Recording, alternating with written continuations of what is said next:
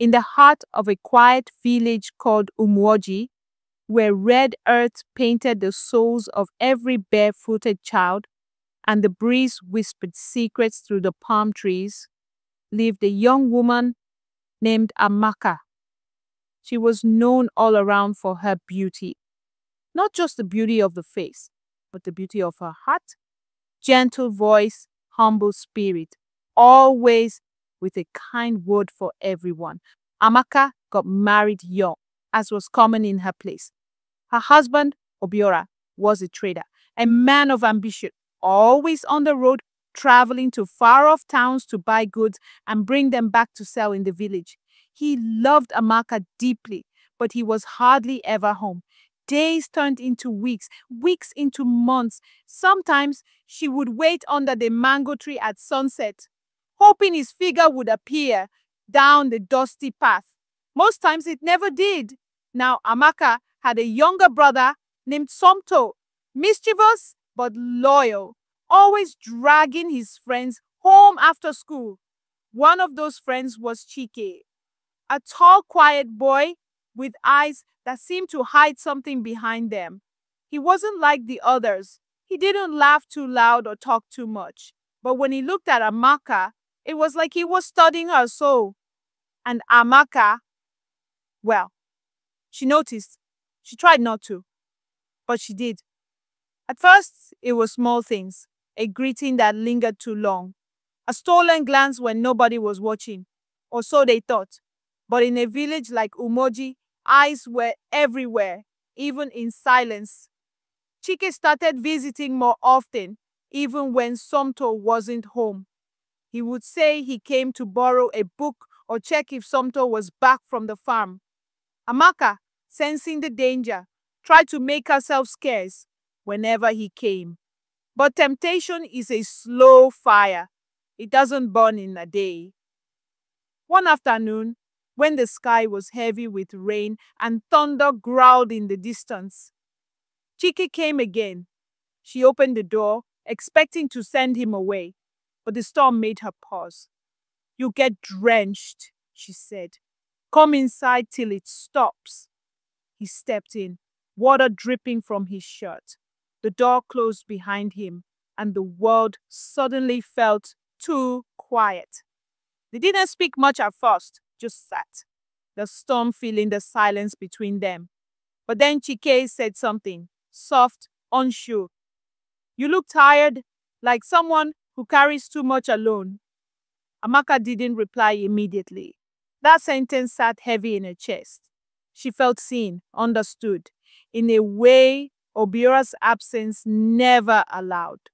She looked at him, really looked, and something passed between them, like two strings tied together, pulling tight. That was the beginning. What followed were days filled with guilt, whispers of stolen moments, and glances filled with both desire and dread. Chike became like a shadow in Amaka's life, always close, always present. Whenever Obiora traveled, Chike found a reason to come around, and Amaka, try as she did to fight it, started to wait for him. She told herself lies to make it easier, that Obiora was never there, that she was lonely, that Chike made her feel alive. But in Umoji, no secret stays buried forever. One morning, the village healer, Mama Nkechi, came to visit. She was old, with eyes like glass and wisdom that tasted like bitter herbs. She sat in Amaka's compound and said, "Your face is glowing, Amaka. You carry a secret, and it grows within you." Amaka's hands went to her belly, suddenly aware of something she had ignored for weeks. Her breath caught. She hadn't even considered the possibility. Her heart started to beat fast. That evening, she locked herself in the room and stared at her reflection for hours. Pregnant. The word echoed in her head like thunder, and the child couldn't be Obiora's. He had been gone too long. Days passed and she tried to hide it, but her body betrayed her.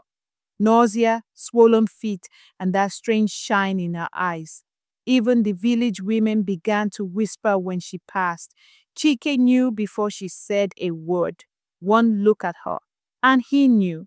He sat with her under the same mango tree where she used to wait for Obiora and said nothing, just held her hand.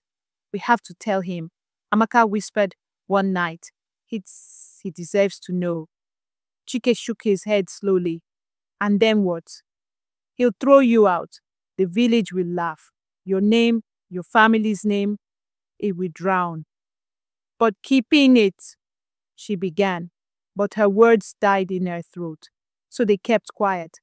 Every knock on the door made her heart leap. Every letter from Obiora twisted something inside her. Then one day, Obiora returned. He came back with gifts, laughter, and a bag full of stories. But as he held his wife, he noticed the change, the softness in her, the distance in her eyes.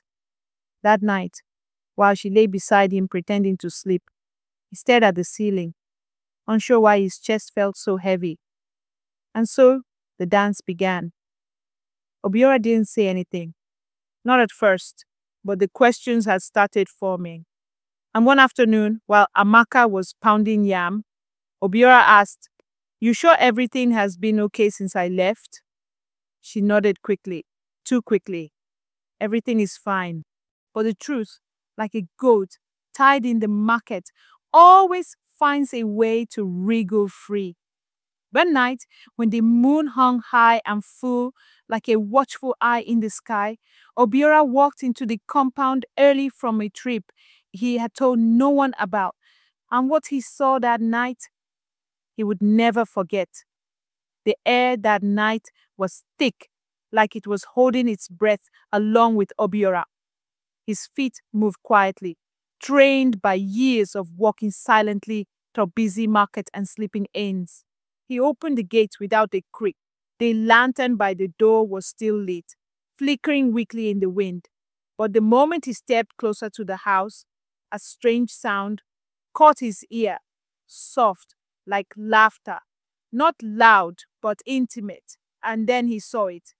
There, just by the edge of the veranda, standing far too close under the shadows of the moon, was Amaka, and across from her, holding her waist with a familiarity that turned Obiora's stomach, was Chike. They weren't talking about books. They weren't talking about Somto. Their eyes were locked in a way that needed no words. For a moment, Obiora stood frozen, like time had stopped just to let his heart crack wide open. He didn't shout. He didn't cry.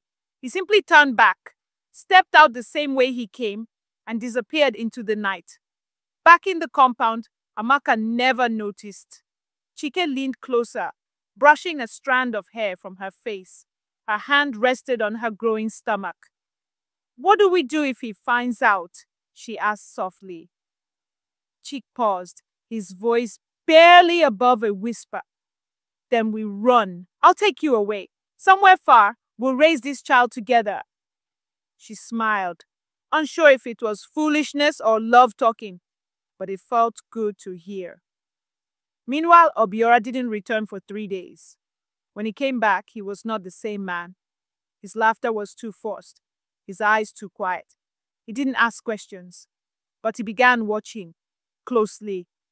He noticed how Amaka avoided his gaze, how she flinched when he touched her. He saw how the child in her belly was growing at a pace that didn't match the last time he had been with her.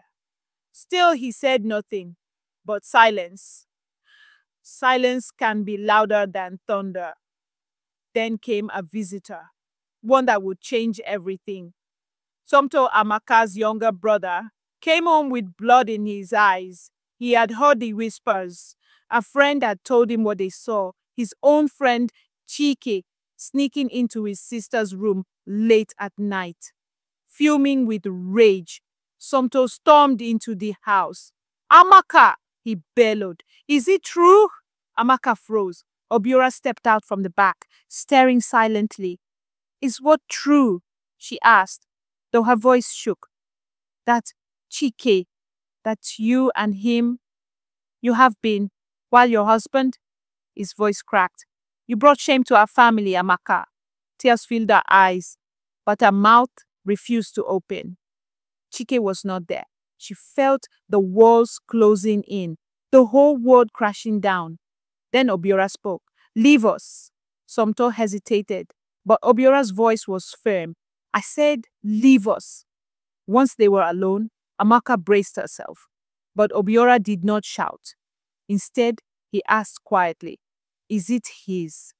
Amaka tried to hold back the tears, but they flowed freely. She nodded. He sat down, as though the weight of it all had broken his knees. You loved him? He asked again. I don't know, she whispered. I was lonely. I waited for you. I prayed for you to come back, but you never did. Obiora shook his head, eyes closed. And you thought that meant I stopped loving you. Her silence was answer enough. They didn't speak for the rest of the night, but the damage had been done. Trust, once broken, doesn't mend easily. In the days that followed, the village buzzed with gossip. Some women pitied Amaka. Some mocked her. Some cursed her name. Chike had vanished. No one knew where he went. Some said he fled to the next village. Others said the spirits of the ancestors chased him into the forest. And Amaka, she remained in that house, carrying a child that was neither accepted nor welcomed. One evening, as the sun dipped low behind the trees and the village children played in the distance, Obiora returned home from the market. He stood by the door and looked at Amaka, who sat quietly, peeling cassava. Pack your things, he said. Her hand stopped. You'll be going to your mother's house. Obiora, please. He raised a hand. Not because I don't love you, but because I need time and space. And because every time I look at you, I see what could have been. She tried to speak, but her voice failed her. That night, with a small bag on her head and swollen feet, carrying her down the same path she once waited on for Obiora's return, Amaka left. Children whispered. Elders shook their heads, but none dared stop her.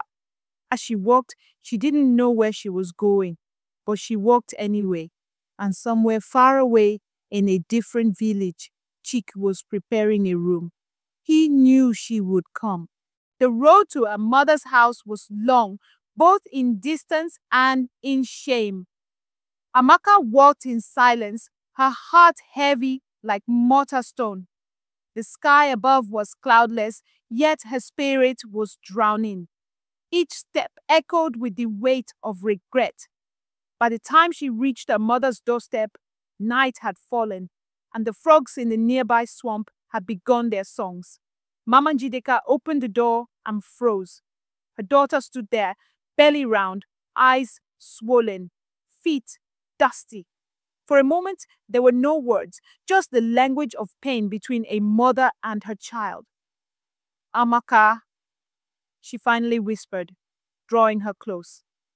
Amaka broke down in her mother's arms, sobbing the way she hadn't in months. She didn't say what happened. She didn't have to. A mother always knows. Days passed slowly.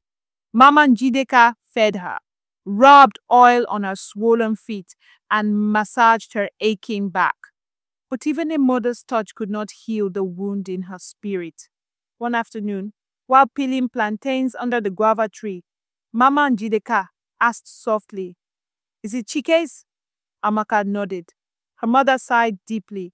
That boy, that quiet boy with a wolf's hunger behind his eyes. I saw it long ago.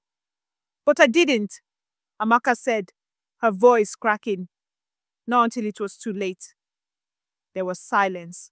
The wind blew gently, stirring the leaves above. Then Mama Njideka said something that stayed with Amaka. Sometimes, my daughter, the heart confuses loneliness for love. And by the time you realize, the fire has already started to burn your home. Amaka swallowed hard. Her eyes glistened with fresh tears. Meanwhile, in a quiet village far from Umoji, Chike was living in hiding. He had found refuge in the home of a distant uncle, someone who asked no questions, but offered a mat to sleep on and food to eat. Every day, Chike sat by the stream, staring at his reflection, wondering if Amaka would ever forgive him, or worse, if she would ever come at all. He had written a letter once, sent it through a young traveler who passed through Umoji, but he never got a reply. One day, Chike made a decision. He packed his things and told his uncle, "I'm going back. I must face what I left behind." "But the village, Obiora, he will not forgive you," his uncle warned. "I'm not going to him," Chike replied. "I'm going for her and for the child." Back in Mama Njideka's compound, Amaka stood beneath the mango tree again, a place that seemed to always mark the crossroads of her life. She felt the baby move, a gentle flutter, like a whisper from inside.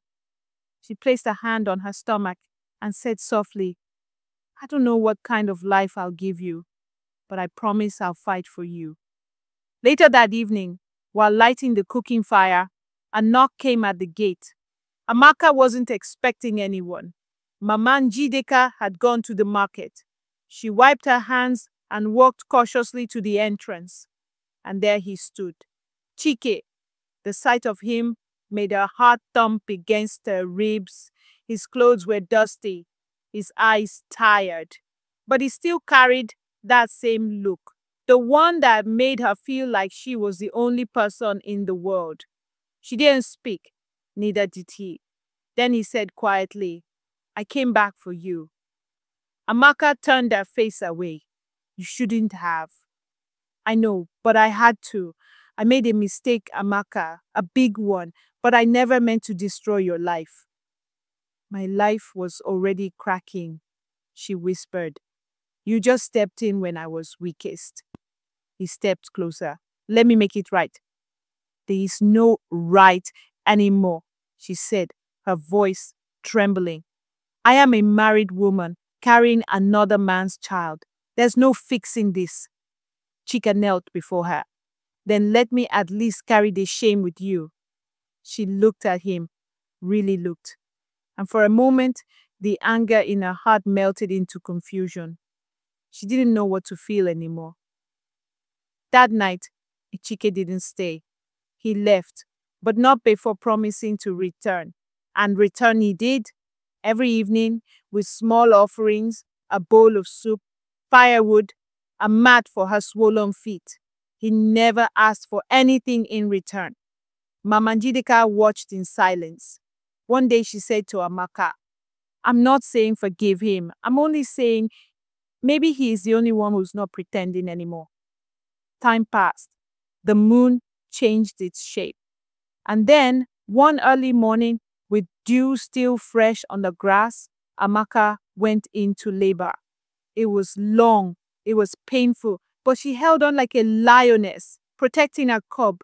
By evening, she gave birth to a baby girl. She named her Oluwebubi, the miracle of grace. Little Oluwebubi came into the world crying, as if she already knew the weight her name would carry. Her skin was soft like fresh amala, and her eyes, big and curious, seemed to look straight into the soul. For a moment, as Amaka held her daughter to her chest, the world paused. The pain, the shame, the whispers, it all faded. All she saw was life, new life. Mama Njideka wept softly, praising God under her breath. Chi emesie ike. Thank you, Lord. Chike came later that evening, carrying a pot of pepper soup and his usual silence. When he saw the baby in Amaka's arms, something broke in his chest. He didn't ask if she was his. He already knew. He just knelt beside them, touched the baby's feet, and whispered, "I will protect you, even if your mother never lets me near again." Amaka didn't respond. Her eyes stayed on the child. But in that moment, she did not push him away. Weeks passed, and the whispers in the village only grew louder. Some said Amaka was cursed. Others called her brave.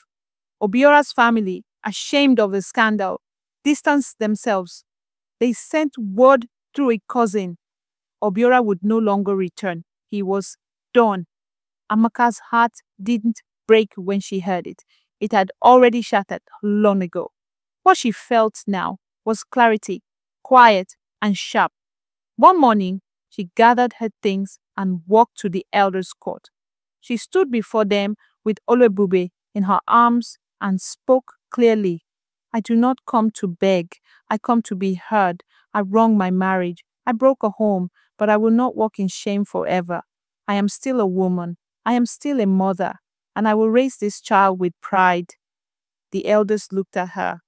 Some nodded, some frowned, but not one of them could deny the strength in her voice. That evening, as the sun set over Umuoji, Amaka did something she had never done before.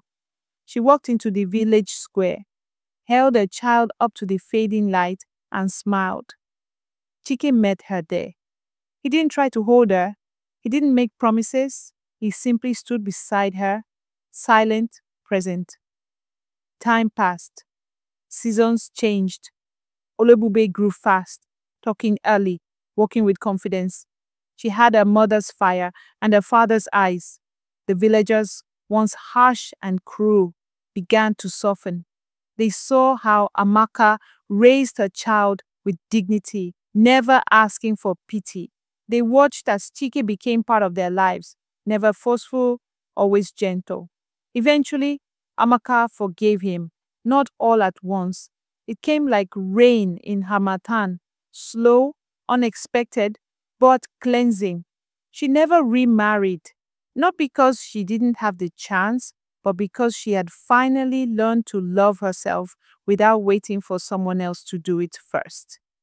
One evening, Olwebube, now a little girl with wild hair and curious questions, asked her mother, "Where's my real daddy?"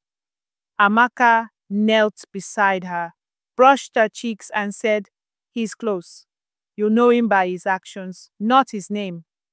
From behind, Chike stepped forward. He smiled, not seeking permission, just being there. And that night under the stars, they sat, mother, daughter, and the man who had once broken her heart, now helping it heal. Not every story ends with a wedding. Some end with peace, and peace is its own kind of happy ending.